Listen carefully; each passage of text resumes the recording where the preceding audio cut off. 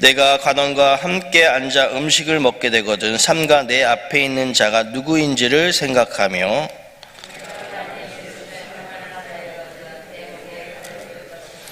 그의 맛있는 음식을 탐하지 말라. 그것은 속이는 음식이니라.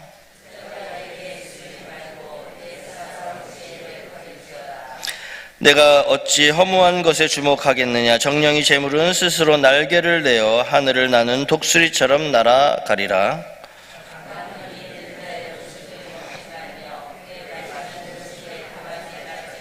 대저 그 마음의 생각이 어떠하면 그 위인도 그러한즉 그가 내게 먹고 마시라 할지라도 그의 마음은 너와 함께 하지 아니함이라.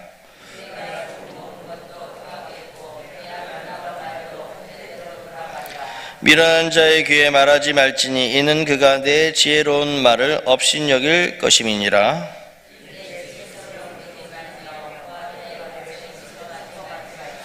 대저 그들의 구속자는 강하시니 그가 너를 대적하여 그들의 원한을 풀어주시리라.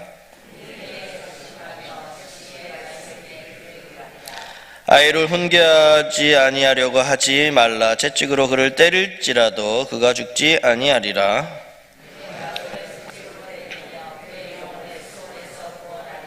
내 아들아, 만일 내 마음이 지혜로우면 나 곧 내 마음이 즐겁겠고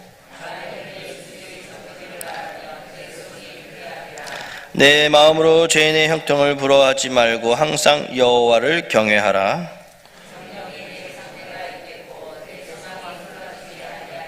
내 아들아, 너는 듣고 지혜를 얻어 내 마음을 바른 길로 인도할지니라.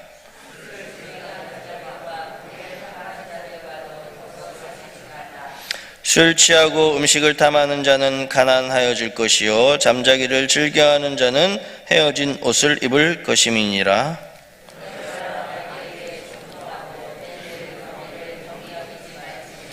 진리를 사되 팔지는 말며 지혜와 훈계와 명철도 그리할지니라.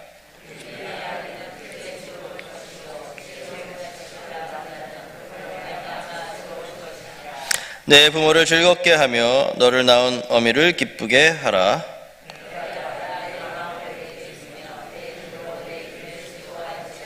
대저 음녀는 깊은 구덩이요 이방 여인은 좁은 함정이라.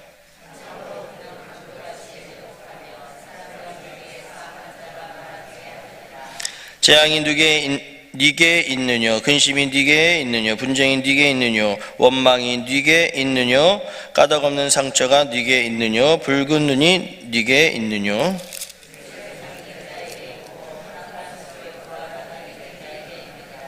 포도주는 붉고 잔에서 번쩍이며 순하게 내려가나니 너는 그것을 보지도 말지어다.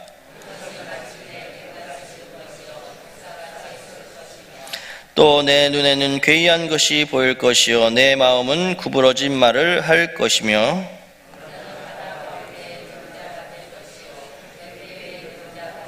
같이 있습니다. 내가 스스로 말하기를 사람이 나를 때려도 나는 아프지 아니하고 나를 상하게 하여도 내게 감각이 없도다. 내가 언제나 깰까 다시 수를 찾겠다 하리라. 아멘. 할렐루야. 새벽을 깨우시는 여러분들에게 하나님의 은총이 충만하시기를 바랍니다. 오늘 우리가 23장을 읽었는데요. 23장은 탐욕과 육신적인 쾌락을 멀리하라고 말씀을 하고 있습니다. 그래서 절제된 생활을 할 것을 말씀을 하고 있습니다. 그래서 우리 그리스도인들에게 이 절제라는 것, 물론 그리스도인이 아닐지라도 이 절제가 너무나도 중요하다는 것을 오늘 말씀을 하고 있습니다. 그러면서 또 음식을 탐하지 말 것을 말씀하고 있고요. 그 다음 술을 멀리해라. 술을 멀리하고 술을 가까이 하면 술이 가지고 오는 결과가 무엇인지에 대해서도 오늘 말씀을 해주고 있습니다. 우리 1절부터 3절의 말씀 함께 보도록 하겠습니다. 1절부터 3절 시작. 내가 간원과 함께 앉아 음식을 먹게 되거든 삼가 내 앞에 있는 자가 누구인지를 생각하며 내가 만일 음식을 탐하는 자이거든 내 목에 칼을 둘 것이니라. 그의 맛있는 음식을 탐하지 말라. 그것은 속이는 음식이니라. 아멘. 그래서 우리가 살아가는 데 있어서 우리는 생각을 하면서 살아가야 됩니다. 아무 생각 없이 살아가서는 안 됩니다. 그래서 생각하면서 살아야 되고, 또 중요한 것은 분별하면서 삶을 살아가야 한다는 것입니다. 여러분, 관원과 함께 식사를 하게 될 때, 여러분, 관원은 어떤 사람입니까? 그래도 권력을 가진 자 아니겠습니까? 그래서 권력을 가진 자와 내가 만약에 식사를 하게 된다, 그러면 굉장히 조심하게 될 것입니다. 실수를 하게 되면 그에 따른 또 책임이 있기 때문에 조심하라고 하는 것입니다. 또 맛있는 음식을 탐하는 자는 절제하지 못하는 경우 다른 사람이 쳐놓은 덫에 걸릴 위험이 있다는 것입니다. 그래서 내 목에 칼을 두라, 이 말씀은요, 스스로 절제를 잘해라, 이 말씀입니다. 우리가 아까도 절제에 대해서 말씀드렸지만, 절제는 성령의 9가지 열매, 여러분 아시잖아요. 성령의 9가지 열매 중에서 맨 마지막 9번째가 이 절제입니다. 절제. 그래서 우리가 성령을 따라 살아가는 사람들에게 있어서 이 절제는 반드시 필요한 것입니다. 또 음식뿐만 아닙니다. 우리가 음식도 절제해야 되지만, 다른 운동도 여러분 절제해야 됩니다. 운동도 너무 과하게 하면 오히려 탈이 나고, 여러 가지 모든 분야에서 이 절제는 여러분 반드시 필요하다는 것입니다. 그 다음 우리 6절과 7절의 말씀 함께 보겠습니다. 시작. 악한 눈이 있는 자의 음식을 먹지 말며 그의 맛있는 음식을 탐하지 말지어다. 대저 그 마음의 생각이 어떠하면 그 위인도 그러한즉 그가 내게 먹고 마시라 할지라도 그의 마음은 너와 함께하지 아니함이라. 아멘. 이 무슨 말씀이냐면요, 여러분, 동서양을 막론하고 내가 누군가에게 음식을 대접하는 것, 그것은 아주 미덕 중에 하나입니다. 그런데 이 좋은 마음을, 누군가에게 음식을 대접하는 이 좋은 마음을 악용하는 사람이 있다라고 하는 것입니다. 그래서 이 악한 눈이 있는 자는 어떤 자이냐면 자기의 이익을 추구하는 자. 그런데 아주 위선적으로 자기의 그런 위선적인 모습을 보이면서 이익을 얻으려고 하는 자가 바로 이 악한 눈이 있는 자입니다. 그래서 다른 사람에게 음식을 대접하는 그런 목적을 사용을 해서 이 다른 뭔가를 얻어내려고 하는, 음식을 대접하면서 뭔가 자기가 다른 그 사람들로부터 이익을 얻어내려고 하는 것을 말씀하고 있습니다. 아주 위선적인 모습이라고 할 수 있습니다. 이런 대표적인 예가 무엇이냐면, 지금은 요즘은 많이 없어졌습니다. 근데 예전에 보면 여러분 선거철이 되잖아요. 선거철이 되면 막 단체로 사람들을 식당으로 초대해가지고 식사를 대접하는 일들이 있었잖아요. 막 돈도 막 주기도 하고, 선거철만 되면 식사 대접하고 막 봉투도 주고 하는 그런 일들이 있었습니다. 예전에는. 이런 것들이 다 음식을 탐하는 것이고, 또 위선적인 모습을 보이면서 자기가 이익을 얻으려고 하는 그런 위선적인 모습이라고 하는 것입니다. 그래서 항상 우리는 위선적인 모습은 버리고 정말 진실한 마음으로, 사랑의 마음으로 대접하고, 그렇게 할 때 또 하나님도 기쁘게 보시고, 또 대접하는 자에게 더 많은 좋은 것으로 또 하나님은 갚아주시는 그런 하나님이신 줄로 믿습니다. 그 다음 8절의 말씀 한번 보겠습니다. 8절의 말씀 시작. 내가 조금 먹은 것도 토하겠고 내 아름다운 말도 헛된 대로 돌아가리라. 아멘. 그래서 음식을 탐하는 자, 음식을 탐하는 마음으로 악한 자의 초대에 이렇게 응하게 되잖아요. 여러분, 그런 선거철 때 막 그런 음식을 먹게 되고 또 봉투를 받게 되고, 근데 그게 만약에 걸리게 되면 어떻게 됩니까? 몇 배로 다시금 토해내야 되는 그런 일들이 있지 않았습니까? 그런 것처럼 이런 악한 자의 그런 음식의 초대를 받게 돼서 그 음식을 먹게 되면 음식을 토하게 되고 헛된 대로 돌아간다, 이렇게 말씀을 하고 있습니다. 여러분, 우리가 악한 자와 함께 하게 되면 그 어떤 유익도 얻을 수가 없다라는 것을 오늘 말씀을 하고 있습니다. 우리는 악한 자와 함께 하는 것이 아니라 의인들과 또 하나님을 신실하게 믿는 믿음의 사람들과 우리는 같이 해야 한다라는 것입니다. 그 다음 20절과 21절의 말씀도 함께 보겠습니다. 시작. 술을 즐겨하는 자들과 고기를 탐하는 자들과도 더불어 사귀지 말라. 술 취하고 음식을 탐하는 자는 가난하여질 것이요 잠자기를 즐겨하는 자는 헤어진 옷을 입을 것임이니라. 아멘. 그래서 술과 고기를 탐하는 자, 이런 자는 잠자는 것도 즐겨하는 사람입니다. 그래서 항상 향락에 취해 있는 그런 사람이기 때문에 어떤 일도 할 수 없고 게으른 자로 그렇게 살아갈 수밖에 없다라는 것을 말씀하고 있습니다. 이런 사람들은 어떻게 된다고요? 가난하게 될 수밖에 없다라고 오늘 말씀을 하고 있습니다. 그리고 이런 자들과 함께 어울리는 자는 또 어떻게 되겠습니까?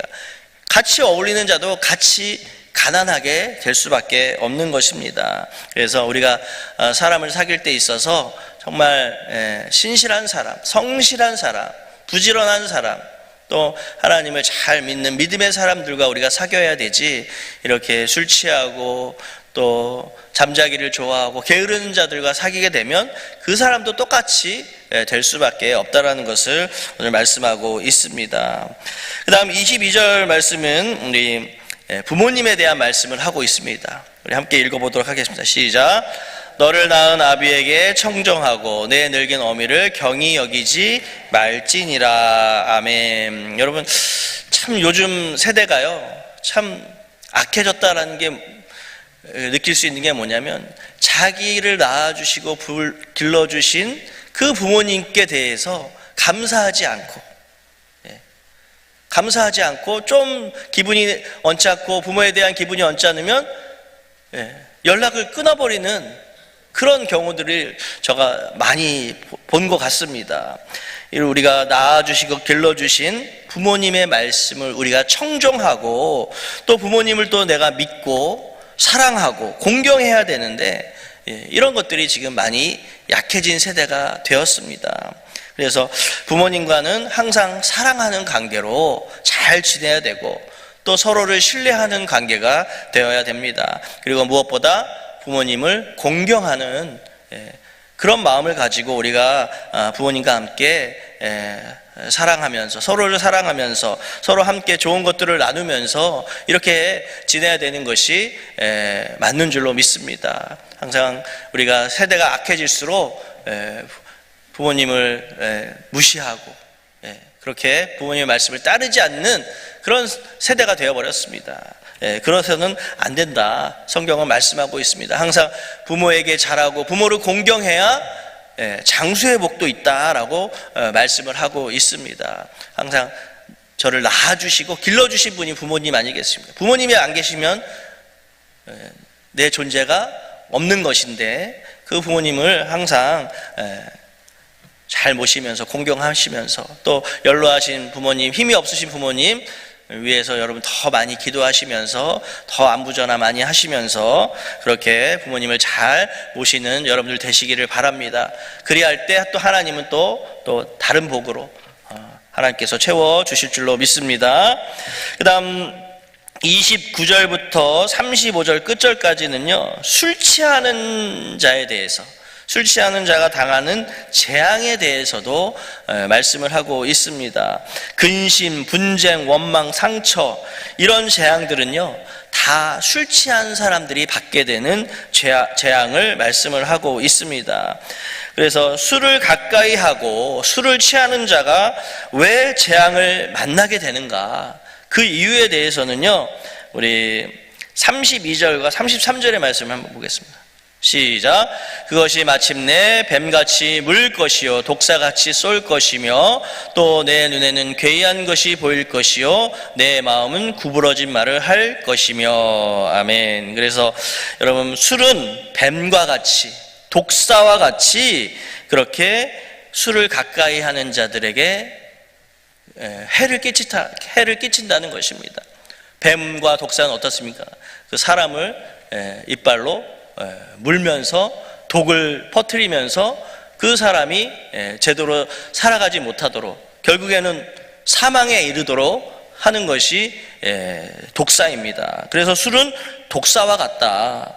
그래서 술 취한 사람의 눈에는 여러분 어떤 게 보입니까? 막 이상한 것이 보입니다. 막 초점이 흐려지고요, 또 막 이상하고 괴이한 것들이 보이게 되고, 또 말은 어떻습니까? 말은 막 허튼 소리를 하고 이상한 소리를 하고, 그러면서 어떻게 됩니까? 육체가 막 망가지고, 육체뿐만 아니라 정신도 다 부패하게 된다라는 것입니다. 그래서 항상 술 취하지 말 것을 우리 주님께서는 말씀하고 계십니다. 그 다음 우리 34절의 말씀도 한번 보겠습니다. 34절 시작. 너는 바다 가운데에 누운 자 같을 것이요 돛대 위에 누운 자 같을 것이며. 여러분, 술 취한 자는요, 여러분 술 먹고 물속에 들어가게 되면 어떻게 되겠습니까? 바다 가운데 들어가게 되면 어떻게 되겠습니까? 익사합니다. 익사. 그리고 오늘 보니까 돛대 위에 누운 자 같다 그랬습니다. 돛대는 배의 그 돛대를 이야기하는 겁니다. 그 돛대 위에 높은 데 올라가면 어떻게 되겠습니까? 술 취해가지고 비틀거리다 떨어지면 죽게 되는 것입니다. 그렇게 술 취해서 그렇게 살아가게 되면 결국에는 망하게 된다, 죽게 된다라는 것을 말씀을 하고 있습니다. 그럼에도 불구하고 또 술 취하는 자는 반성하기보다는 오히려 술을 깨면 또 술을 찾는다, 이렇게 마지막 절에 그렇게 말씀을 하고 있습니다. 그래서 항상 이 여러분 술을 먹게 되면 뭐 취하도록 먹잖아요, 사람들은요. 그러니까 술은 입에 대지 않는 것이 가장 좋습니다. 술을 한번 먹게 되면 취할 때까지 먹게 되고 2차, 3차 막 가게 되는 것입니다. 그래서 결국에는 우리 그리스도인들은 술은 멀리 해야 된다라는 것을 여러분 꼭 기억하시기 바랍니다. 그러면서 끝으로 우리 에베소서 5장 18절의 말씀, 에베소서 5장 18절 시작. 술 취하지 말라. 이는 방탕한 것이니 오직 성령으로 충만을 받으라. 아멘. 여러분 이 말씀 많이들 보셨을 거예요. 근데 이 말씀 보시면 술 취하지 말라고 하면서 이는 방탕한 것이니 그 다음 말씀이 뭐예요? 오직 성령으로 충만함을 받으라고 합니다. 그럼 술과 성령이 왜 같이 이 말씀 속에 나오는가? 여러분 궁금하지 않았습니까? 저도 이 말씀을 보면서 술 취하지 말라고 하면서 왜 갑자기 성령 충만을 얘기하는지 선뜻 잘 이해가 되지 않았습니다. 그런데 제가 어저께 말씀을 준비하면서 찾아낸 게 하나 있습니다. 술과 성령의 공통점이 있더라고요. 그게 뭐냐면 사람을 이끄는 힘이 있다는 겁니다. 그래서 술은요, 사람을 어떻게 이끕니까? 방탕하게 이끌고 죄짓게 만들고 그러면서 결국에는 망하게 만드는 그렇게 이끄는 힘이 있다는 겁니다. 또 그런데 반대로 성령님은 또 우리에게 엄청난 또 힘이 있지 않습니까? 우리를 이끌어 가시는 힘이 있습니다. 우리를 감사하게 만들고 기도하게 만들고. 그러니까 이 에베소 교인들에게 사도 바울은 술에 이끌려 살지 말고 성령에 이끌려 살아라, 이렇게 말씀을 하고 있는 것입니다. 그래서 여러분 항상 우리는 술은 멀리 하시고 성령 충만을 위해 여러분 노력하시기를 바랍니다. 우리 그리스도인들은 성령에 이끌려 살아가야 할 사람들인 줄로 믿습니다. 네, 여러분 성령 충만 어떻게 받습니까? 감사하고 기도할 때 여러분 성령 충만 받는 줄로 믿습니다. 그래서 항상 기도하시고 깨어 기도하시고 모든 것에 감사하시면서 그렇게 생활하시면 우리는 성령 충만한 삶을 살 수가 있습니다. 뿐만 아니라 하나님께도 영광이 되고 또 많은 사람들에게도 또 좋은 영향력을 끼치는 사람으로 살 수가 있는 줄로 믿습니다. 언제나 여러분 모든 분야에 있어서 모든 부분에 있어서 여러분 절제하시면서 성령 충만하시기를 주님의 이름으로 축원드립니다. 기도하겠습니다.